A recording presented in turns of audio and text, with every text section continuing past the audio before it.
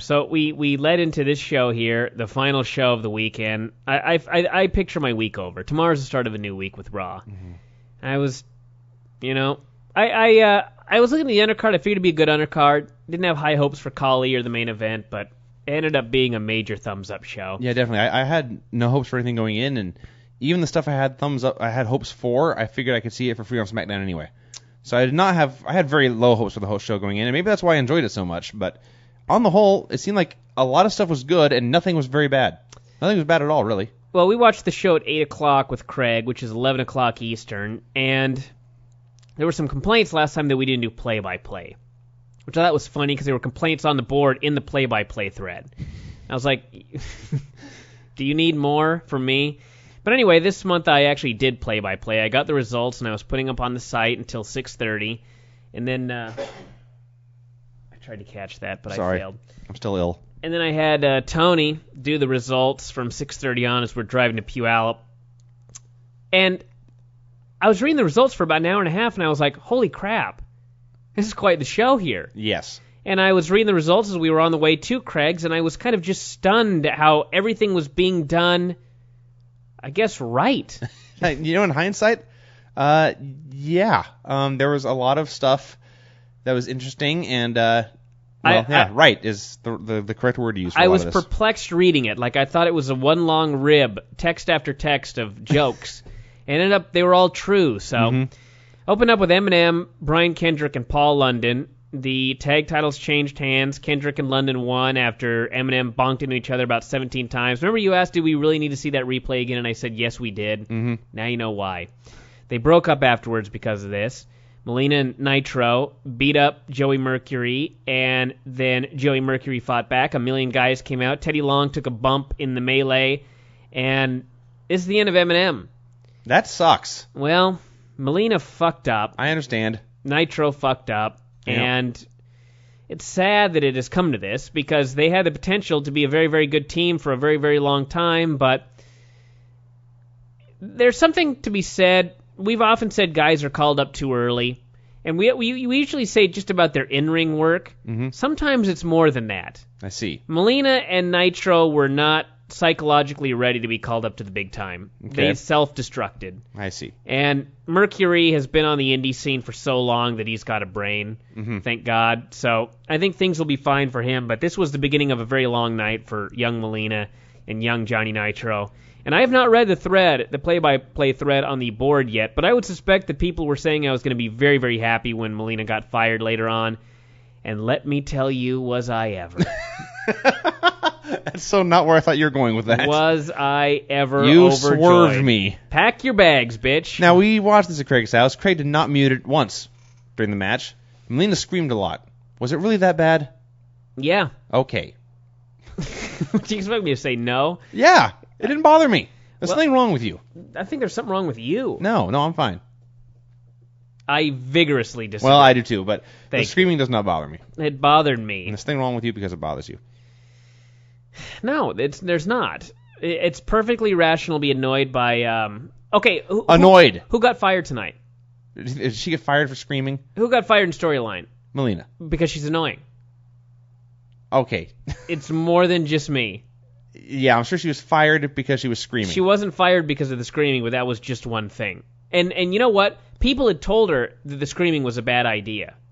Because, as I mentioned before, yes. So she was doing this like against the agent's orders? She wasn't necessarily doing it against the agent's orders, but people had advised her that when she always does the scream after the good guys, or the Eminem does a big spot. Mm-hmm. And people had stated to her that when you do this, you're taking the heat away from your team. You're not supposed to do that as a manager. And she didn't give a fuck. I see. And, I mean, that's not obviously the only reason, but that was one of many things where she didn't give a fuck. Well, and that's why she's getting fired right now in storyline, and God knows where they'll go. I have no idea at this point, but, like I said, the beginning of a long couple of months for young Melina and young Johnny Nitro. Well, perhaps spend at home. They will be learning some lessons, so. What are you going to do? Anything else? No, just that knowing that they were gonna, I knew going in that bad things were in store for Eminem, and I thought even as a breakup, it didn't seem like they couldn't put him back together someday. Yeah. It's not like Mercury was left in a pool of blood. This was not Marty Jannetty going through a plate glass window. Somebody apparently is going to buy the mug. My mug? I'm going to read his name. I won't read his whole name. He may not want me to. But Jeremy here, he wrote, and I quote, "Finally, something I can be proud to buy. Vinny's face on products is kind of creepy." Oh, yes. I totally agree. That doesn't mean I don't want people to buy them, by the way. You know what? I sometimes I feel the need to explain things, even though I probably shouldn't. Vince's face on a thong is a rib. What? How can this be? We didn't actually expect anybody to purchase that product. But I wanted it in the store when I thought of the... We actually thought of this idea when we first created the store. We were going to do it for Valentine's Day, and we forgot. So this had been in the plans for a long time. Believe me, we did not expect a rash of orders for a Vinny V thong, and no one's bought one. But I'm going to make everybody listening a deal. If you want a free shout-out, buy the damn thong, and I'll give you a shout-out for that. Oh, yes. One. Then we had Fit Finlay and Chris Benoit, which was a hell of a match. This was a great match. They hit each other so hard. Over and over and over and over again. And it was one of those matches where any other two guys that would have done this match would have gotten loud, boring chants. Yes. Because it's something you never see in WWE. Mm-hmm. Hold after hold after hold. Some of these holds were so wacky. The one where he pulled on Benoit's arms. That was the best submission I ever saw. This submission hold was too wacky for Arena Mexico. Chris Benoit was on his back. Finlay stood near Benoit's head and placed the sole of his foot on the top of Benoit's skull. Then he grabbed both of Benoit's arms and pulled. So he was either making Benoit shorter or his arms longer. You know what's funny? It was awesome. I stretch children in a similar manner sometimes. I bet you do. Because you're a pervert. You know that? You're always thinking horrible things when you hear children and stretch. I am, in fact, a pervert. I'm turning you down while I explain this. There's a stretch called the sit on the beach. That's what I call it. It's a good thing you turned me down. And you sit on your ass, and you have your feet out in front of you, and you put your arms behind you like this, and you just stretch them back so you stretch your shoulders. And without question, there's always some little kid in the class that goes, "Who sits on the beach like this?" And I'm like, we've got a stretch called the fucking butterfly. We've got a stretch called the seal stretch. You ever seen a butterfly with legs? No. You ever seen a fucking... 6 legs. Shut up. Human legs. Oh, well then no. I do need to turn me down so he can't even hear you. Do I have to make you leave the room? It's like every single one of these stupid stretches has a dumb, goofy name. And the one you always pick up on is sit on the beach. So anyway, when they stretch like this and they don't have their arms back far enough, I actually grab their arms and I put my foot in their back and I pull back to further stretch them. I have no shame. These guys got to get flexible, you know what I mean? That was a great story. So this was very similar to what Fit Finlay was doing to Chris Benoit. Perhaps he was a gymnastics coach in another life. Fit Finlay can do anything. I may do that stretch tomorrow to a child. Sure. If I feel his arms are too short and he might hit his head on a back handspring. That would be horrible. I'll stretch him out a little bit. Anyway, they had a great match, and it even had a clean finish of Benoit putting on the crossface in the most dramatic manner possible, really. They fought over this crossface for like a minute. And it was so great because as soon as it was on, Finlay tapped. Yes. Instantly, which is how it would be in real life. In any real life, if you're in a submission hold, you will tap in less than a second. And that's what Finlay did. This was a huge thumbs up. And afterwards, Finlay goes, "It's not over yet." They snarled at each other and like, I was like, "You fucker." You men may fight for 10 years. Yeah. I am completely fine with this. How old is Finlay? 47 years old. And no feeling in the leg below one knee. No. He is the man. Yes, he is. He's better than you. Thank you. I agree. I love that match. He's significantly better than me. He's also better than you. I thought you'd throw some comments in, Vince, since I recapped the entire match from start to finish and thought you'd add some... Then you pretty much covered it. The only thing I can say, and I don't want to say this because you're going to yell at me, but I thought it went too long. No. Okay, there you go. I didn't yell at you. I just mocked you. Mocking and deal with. Sometimes you just unload. So I try to avoid saying things if I think I'll get in trouble. This could have gone an hour. My evidence that it went too long was that in the middle of this, we began to discuss grilled cheese sandwiches.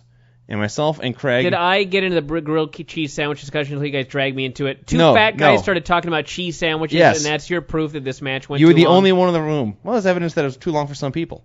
Fat guys, it was too long for. Vince.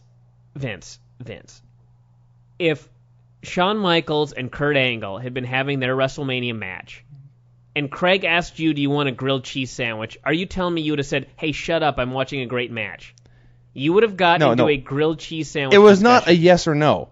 We were talking about grilled cheese sandwiches at length. What cheese is the best to use? I don't like American cheese. Okay. I'm a big fan of cheddar. All right, you would have gotten into this same discussion in the middle of Chris Benoit and Shawn Michaels, or Kurt Angle and Shawn Michaels. Honestly, the only thing I remember about the Angle-Michaels match was the super kick spot, which was awesome, and thinking at the finish, please don't tap, I never want this match to end, I want to die watching this match. And then, sadly, Shawn Michaels tapped. Yes. So, I like that one better. I'm sure you did, and it was better. But I guarantee you that as a large man in Craig's house with another large man, that if grilled cheese sandwiches would have been brought up in the middle of that match, not at the end, in the middle of that match during the heat, you would have started talking about grilled cheese sandwiches. Well, I don't know how I can prove that it wouldn't happen, so let's just move the fuck on. Fine. I'm going to bring up grilled cheese sandwiches during the next 5-star match that we're watching. Okay. I'll prove Which is funny because you don't even like them. I don't. I hate grilled cheese sandwiches. How can that be? Because I'm no longer 4. It's bread and cheese. What's to hate? The bread. The cheese. I see. I'm not a fan of the grilled cheese sandwich. Okay, great. What happened next? Gregory Helms beat Super Crazy. Let's talk about sandwiches some more. Why don't you talk about it then? About Helms and Crazy? Sure. It was exactly what I predicted. It was a decent match that no one cared about. Helms won. How? I don't even remember. Crazy looked good at times. The crowd got into it. Some of the stuff, chanting Super Crazy, chanting ECW, and then what the hell did happen? He hooked the ropes. Used the ropes. He hit the ropes and won, and he retained the meaningless cruiserweight title. We had ropes. We had men with their feet on the ropes, their hands on the ropes, using the ropes, and we're just a bunch of stupid referees. Kurt Angle faced Mark Henry. It was good.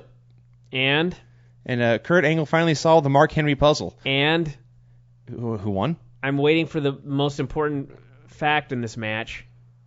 I'll take over for you since Mark you're an Henry idiot. won by countout? I'll take over for you. You're going to realize what a geek you are in about 3 seconds. Okay. Kurt Angle went up to the middle rope. Oh. Now do you feel like an idiot? I had tried to forget this. We almost saw Kurt Angle die tonight. I just like to prove every now and then. And I've decided that Kurt Angle is past Ric Flair, is the wrestler most likely to die in a ring. Kurt Angle went onto the middle rope, and he decided he was going to do a flip dive on Mark Henry. Who was standing. And he did a flip dive all right and landed on his head. Knocked himself batty, it appeared. He was groggy for a little while. He struck Mark Henry. He was straight upside down and then dropped straight down onto the mat. This was the stupidest thing I've ever seen. 2.5 minutes in. What the hell was he thinking? I have no idea. He could have done anything in the world there. It would have been the same. A clothesline, a crossbody, an axe handle. He ran in. He was a house of fire. And then his first move was to do a fucking flip off the middle ropes. Kurt Angle. So hopefully he learned his lesson and never does one of these things again. And hopefully he didn't break his neck for the 18th time. But I will not go as far as to say he solved the Mark Henry puzzle. This is much better than the Rumble match. It was without question better than the Royal Rumble match. It was pretty darn decent, I will go as far as to say. And really the best part of the match was afterwards. Kurt Angle, by the way, got counted out of the ring. That was the finish. He was beaten in a foot race by Mark Henry, is the best way to describe it. But he got counted out after getting squashed against a pole. Everybody was like, what the fuck was that finish? And then he went crazy afterwards. He destroyed, and I mean killed Mark Henry with chair shots. He put him through the table actually dropped him on the table with the Olympic Slam, and the table didn't break. It was the world's strongest table. World's strongest table. So then he hit Mark Henry to the back of the head with a chair. It was not very nice. Killed him again, and Henry did a flare flop through the table. Mark Henry got hit by this chair and said, I am taking out this table because I'm not taking another one of those fucking chair shots. And he threw himself through the table, and the table was dead. Yeah. Look at this peak right here that you hit when you scream fucking as loud as you can. You see that giant... That's you right there. You're welcome. I thought I'd throw that in there. In fact, look at this. There's little peaks everywhere. It's like there should be a V. Okay, are you tired of putting this out to me yet? No. How many times do I have to say this? I suck at radio. Let's move on. Fine. Can you sit down and relax? No, I like to know you. So we're both going to know each other instead of just one? Yes. It's better if just I annoy you or you annoy me. Oh, no, okay. Well, okay, as long as you say it's either or. It is either It's certainly or. not better if you annoy me and I do nothing. Anyway, the post-match was way the hell better than the match. Dude. Yes? I'm trying to move on, Vince. Okay, go ahead. Bobby Lashley and Booker T. King Booker. I am so happy. Booker T won King of the Ring. That's all I care about. I don't care if the match was any good or not at all. You know the funniest part of that one was when you said you were so happy and you looked around. Like you were... I don't know what I was doing. Were you telling the picture right there in the microwave? I was turning the bottle of wine over there. I was thinking we should celebrate with the wine. Yes. No, yes, Booker T is the king of the ring. Charmel, that would make Charmel the queen of the ring. She is. He is, as noted, he is the best king of all, better than King Arthur, better than King Tut, better than Martin Luther King, better than Don King. I don't think they mentioned King Arthur. They did. He was the first one. No, you'd know he's a dork. But, yeah. And, yes, King Booker. They had a good... They had a good match. They did have a good match. And Blaster Lashley was way more aggressive than he usually is with a non-Finley. He's usually very aggressive with Fit Finley, and then when he's with somebody else, he's weak. Conserved. I thought I had that damn thing unplugged there so we wouldn't have that issue. But I do recall a minute into this thinking, calm down, Bobby, you're going to kill him. He was throwing him into the turnbuckle as hard as a man could. He really was. It was a good match, and ended up with Finley running in to interfere and hitting Blaster Lashley right in his face with his Shakalulu. And Booker T at the Axe Kick got the pin. Celebrated. It was the biggest celebration in a long, long time. I was so happy. And afterwards, he went to sit in the big throne. He put the deal on his head, the crown. He put the robe on. And then suddenly, Lashley out of nowhere speared him over the throne. Mm-hmm. At which point, Booker just became Booker T. Oh, yes. What? He was laying on his back, a Sherman tendon to him. You could hear him, oh, that sucker.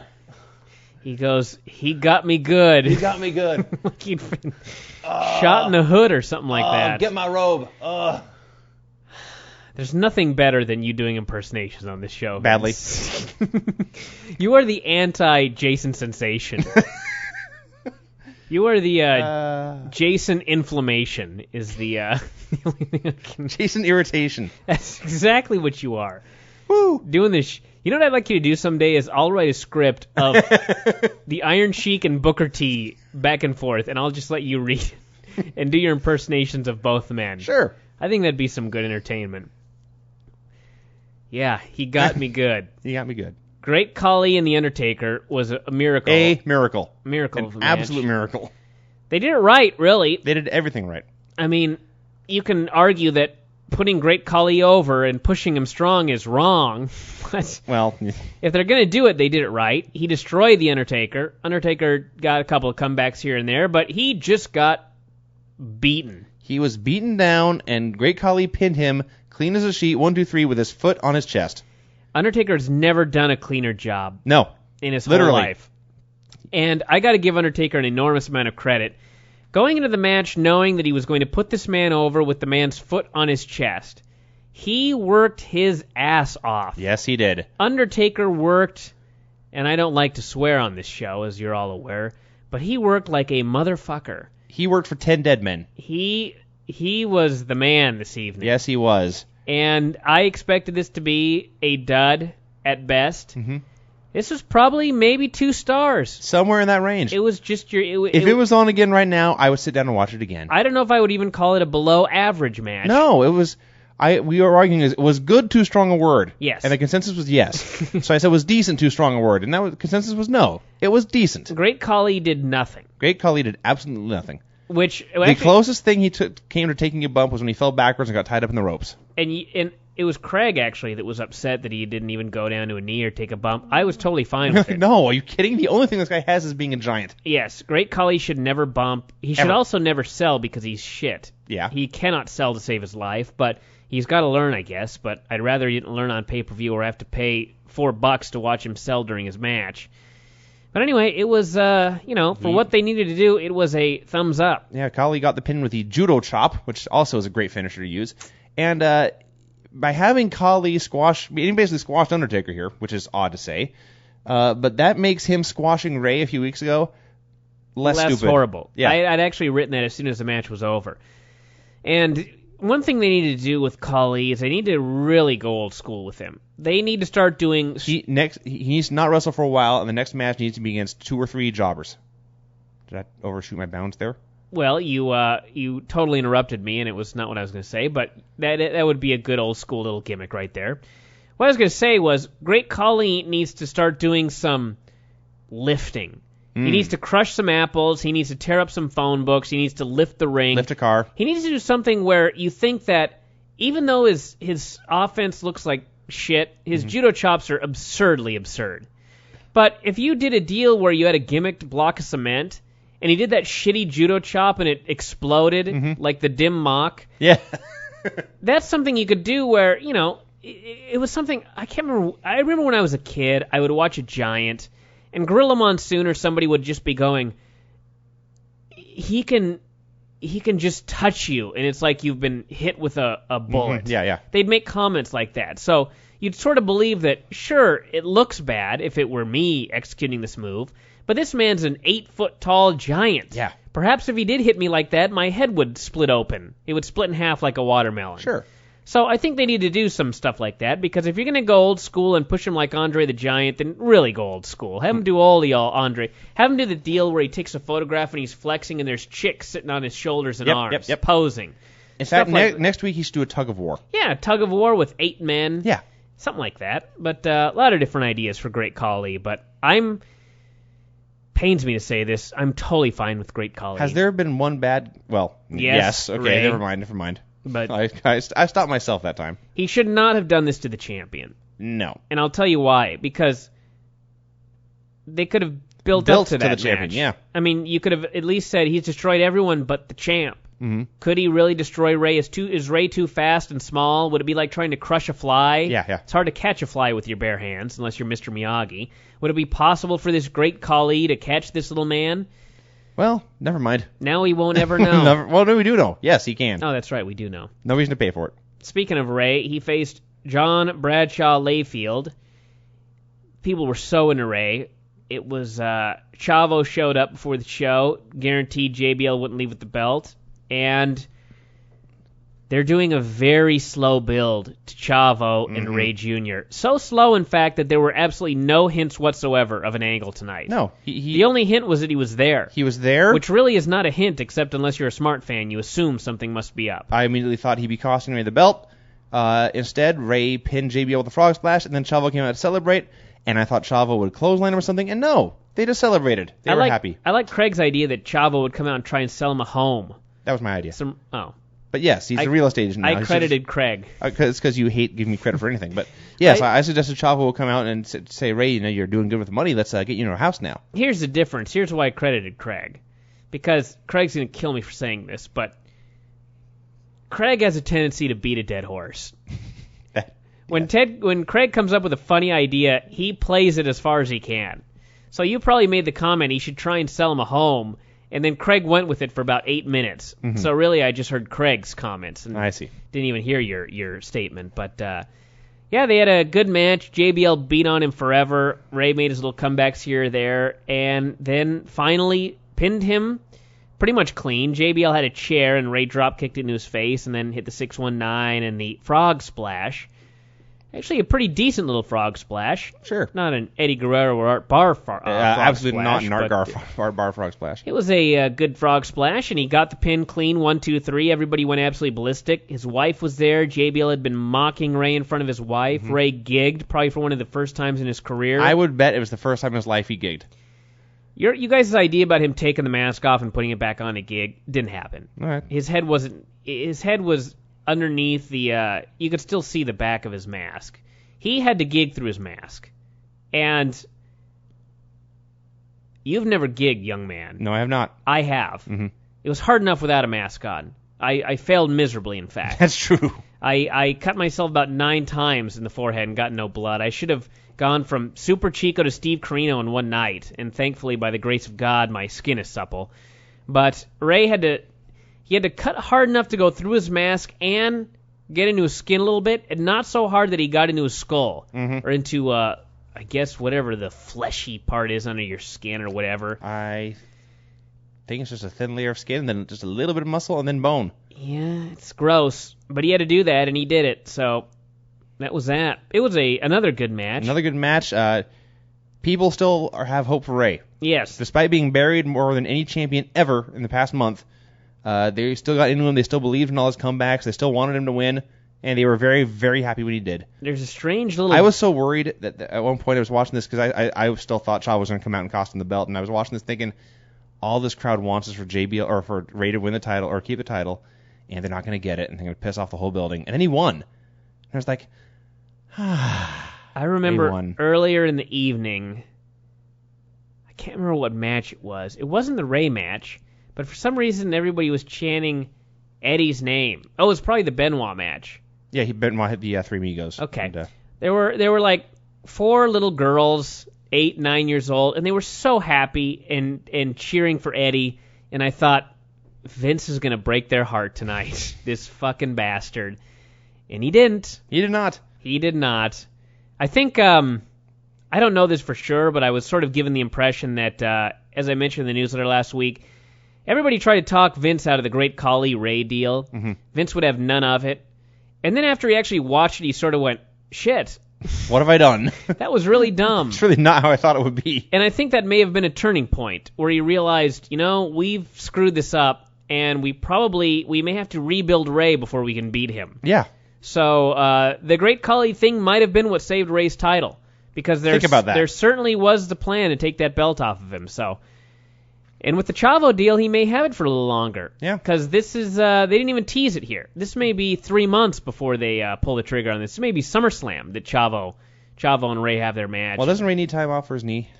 Yeah, but he's needed time off for his knee for his years, whole life. Yes. He's had 17 knee surgeries or whatever, so yeah.